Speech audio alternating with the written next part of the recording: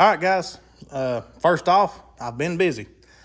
Just like any other video, I guess that's how I'll start this one out. I've had 1,000 things going on around the house. I've had a lot going on at work. Had a union meeting today that I forgot about. Kind of had to drop what I was doing and head up there, which is a little over an hour one way. So it takes up a lot of my time. But anyway, I planned on doing some sort of like flip-flop work.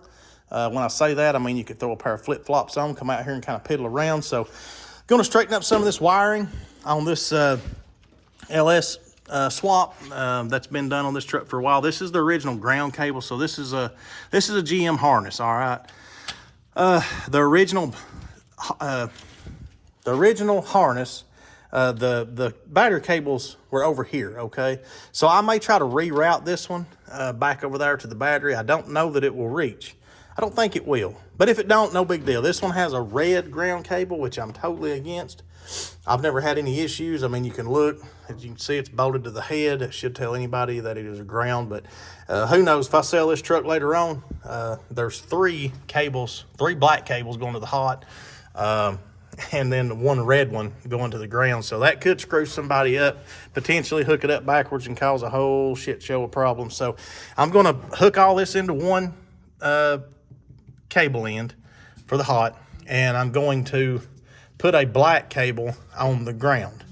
And then I'll mark this one positive, that one negative, one way or the other.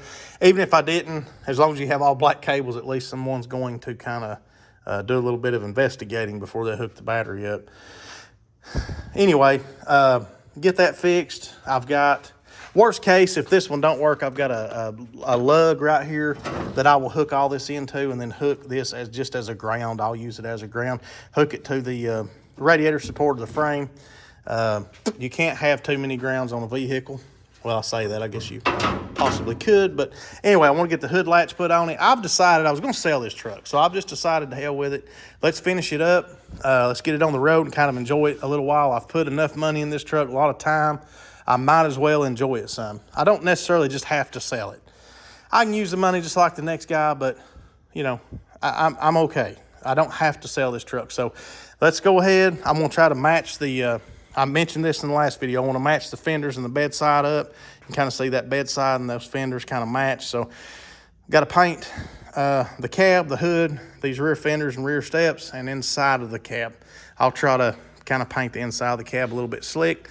The outside doesn't really make a damn. We're going to try to put mix up some oatmeal and stuff like that and kind of place it along the truck after I spray a little brown and try to match those fenders up with the rest of the truck. We'll see how it goes. Hell, it may be a disaster. It might work out good. Doesn't really matter. Either way, I'm going to get the lights and stuff hooked back up on the truck, get some paint on it just to protect it, preserve the truck, get the glass in it, and just drive it. Who cares? It doesn't matter. I was going to go ahead and put the headlight buckets in it today as part of my flip-flop work that I mentioned earlier. But again, I forgot about that meeting, had to drop everything I was doing and take off to the meeting.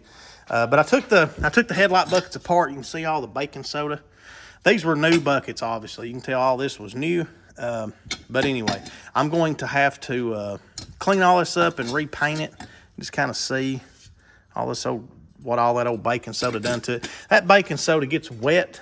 It draws in condensation and stuff, and it will rot. I mean, a lot of people would rather soda blast something as they would to sandblast it, but it kind of does the same thing, guys. If it's in a spot where you can't get it out, that baking soda will hold moisture, and it will cause issues. So anyway, I believe I'm going to name this truck Arm & Hammer. I've never named this truck. I've just never really cared to name it. But this truck was full of baking soda. So this truck was soda blasted. You can see the doors over there. Those are the doors that came off the truck. It was soda blasted. It was left outside. That's the look they wanted. And it did have a cool look, but I wanted the rust fixed, the cancer. And once we, started fixing all that, well, it took away from that look. So here we are today. Still have a lot to do. I have a new chrome grill. I have new chrome headlight bezel rings. I'm going to clean all those buckets up, clean those up, Scotch-Brite the little rings that hold the headlights in. I have new bulbs. The soda blasting kind of scarred those up. Those are good headlight bulbs. There's nothing wrong with them. Probably brand new. But But anyway, I'm going to put new headlight bulbs in it. That's the rest of the engine cover. So once I get all this wiring straightened out and kind of tucked away where it needs to be, I will finish up that engine cover. That's the engine cover off of an Escalade. So that's off of a Cadillac Escalade. So I'll paint all this. I hate that this says 6,000. This is a 4.8. This is not a 6.0, but I guess it doesn't really matter. I thought about maybe trying to cut that down and putting a little bit of filler on that and just leave the Vortec and paint this. Clean this up, paint it black with some plastic paint or something. And then kind of take a brush and paint all this back silver, but it really doesn't matter. It's not like it's that big a deal. This is not a show truck. This is just going to be a kind of a cool driver. And that's where I'm at. I'm glad that I've kind of got off my little OCD kick. I wanted to do this truck just right. I was kind of putting it together to kind of line everything up. I was going to make some marks, take it all back apart, paint it real slick, pretty red. Put a whole lot of hours in body work. I don't have time for it right now, guys. I got too much other shit going on. So, again, match the fenders and the bed sides up. Line these body panels up a little bit better. I'm not done yet. I need to maybe cut that step and bring it in a little bit, bring the fender out a little bit, line the fenders up a little better, get the bed back, take it back apart, paint all the areas that I'm not going to be able to get to once it's bolted together. Just go ahead and get some kind of protection, you know, in between. I don't want any kind of bare, rusty surfaces joining together that's going to hold moisture and cause issues later on down the road.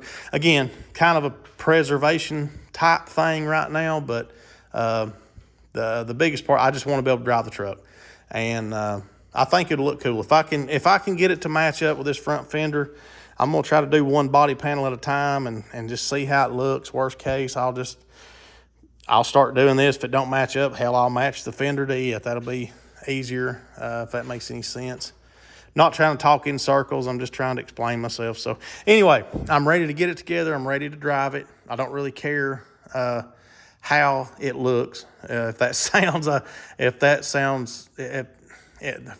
you understand what I'm saying. It's been a long day, guys, so you'll have to excuse me kind of bouncing around. But anyway, I don't really care I do care how it looks, but I don't. I just want to get it together, get it run up and down the road, work all the little demons out in it. So anytime you tear one down this far, you start driving it up and down the road, you know, putting some miles and stuff on it, stretching its legs, it's going to start presenting some little issues, whether it be some loose bolts here or there or whatever, loose wiring, who knows what, but they will more than likely show their ass here or there. It may not be nothing significant, may not cause any issues, but this truck has been down to nothing. That's had a lot of frame work, a lot of fab work, a lot of mechanical work. So we're just going to have to get it out on the road, start doing some little short trips with it, see how it does. Hopefully I don't have any issues. You may not, but more than likely you will. And it may be some little insignificant things, but again, just get the truck sorted out. We can always take it back apart and paint it later. It's not like it's that big of a deal. It is and it ain't, but it is what it is. I just want to get the truck back on the road and enjoy it some. So here's the 66, Mr. PIB 66. I got the front clip off of it. You can see here where I've got the power steering on it. That's a bracket kit. I'll show you that in another video. Maybe I already showed it to you. Hell, I don't remember. This year has been a blur. I don't know where the first half of this year's went. We're almost halfway through this year. That's crazy to me. I've done a lot, but I feel like I haven't really got anything done. So anyway, I want to get this front clip off, look at the rust. I've got a lot of rot. You can kind of see plumb through to the inside of the truck there. So a lot of rat nests in this firewall. This truck set out in the woods.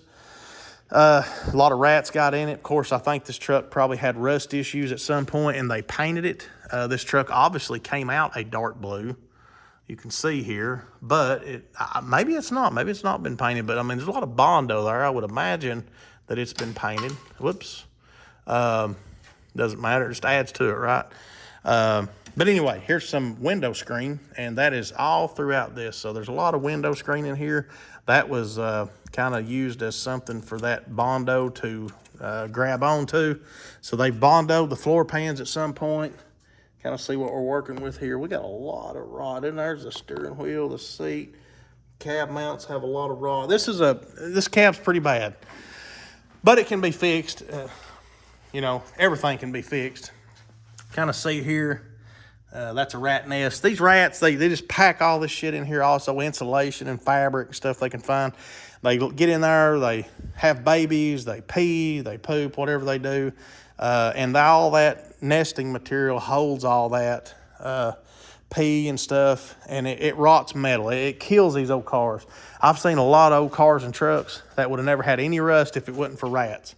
I had a 78 or 9 C10. It was a green long bed truck I pulled out of a dairy barn up in Sevierville, Tennessee. And that truck was the most solid round headlight truck I'd ever seen in my life. But somehow a rat got into the cab mount on the driver's side, and it rotted a little place in the floorboard, and it rotted the cab mount on the driver's side. And that sucked because that truck was 100% rust free. If it wasn't for that stupid rat that got in the cab mount and built a nest, that truck would have had 0 rust in it, which is almost unheard of for a 70s model Chevrolet square body. But anyway, that's what they do. Rats get in here, they wreak havoc, they chew up wires, they build nests, they just have all kinds of issues. And then you see these damn videos of these people with these humane traps for rats, and they're letting them back loose in the woods.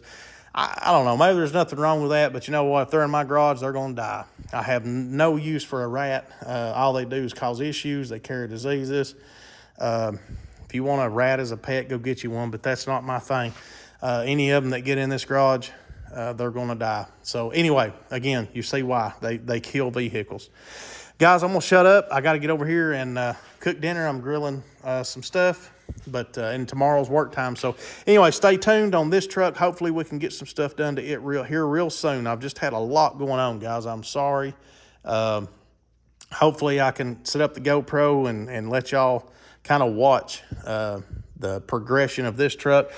And I'm hoping to kind of get out here and start picking at this one and get this truck running up down the road. I would love to be able to jump in this truck and drive it to work here real soon, or at least to the fall rod run. So that's my main goal.